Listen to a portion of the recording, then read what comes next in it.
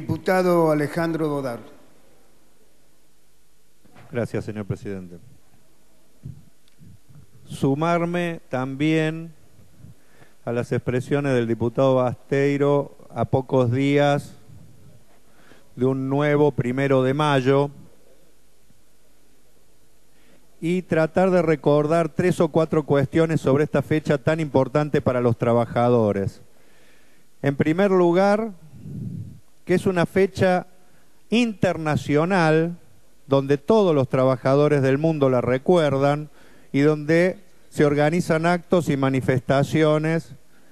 en tal vez la única fecha que queda como expresión unánime a nivel internacional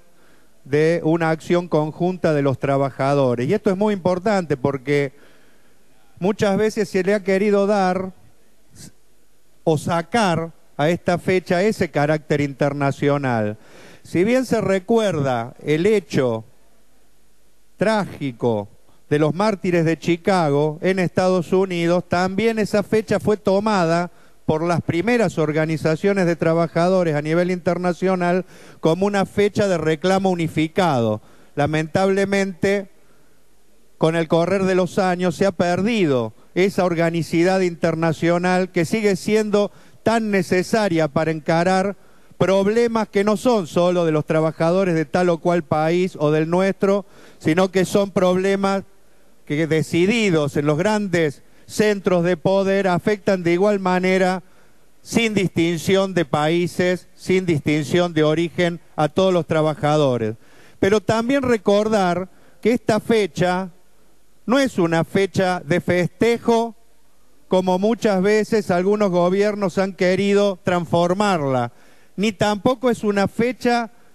donde se conmemora el Día del Trabajo, intentando hacer entender que la conmemoran por igual patrones y empleados. Es un día de lucha contra los patrones y contra todo tipo de medidas que afectan a la clase trabajadora. Por lo tanto, es un día donde la clase obrera y la clase trabajadora del mundo reivindica sus reclamos, se manifiesta, organiza actos, etc. Y creo que a tantos años de aquel momento es bueno recordar, por tomar el día de hoy solamente, que sigue habiendo infinidad de reclamos no satisfechos por la clase trabajadora, y yo me voy a referir a 3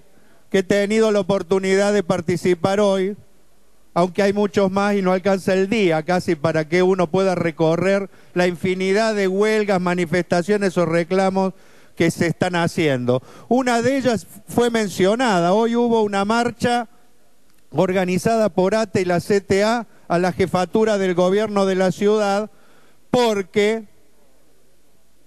siendo que ATE es uno de los primeros gremios organizados a nivel nacional, incluso creo que no me equivoco si digo que es el gremio que tiene el número 2 en personería, sin embargo, pese a eso, lamentablemente el gobierno de la ciudad no los convoca para discutir en paritarias al mismo nivel que todos los gremios las reivindicaciones, y por eso tienen que asumir como propio un aumento que está por detrás del índice inflacionario e incluso de las pautas que ha dado el gobierno nacional.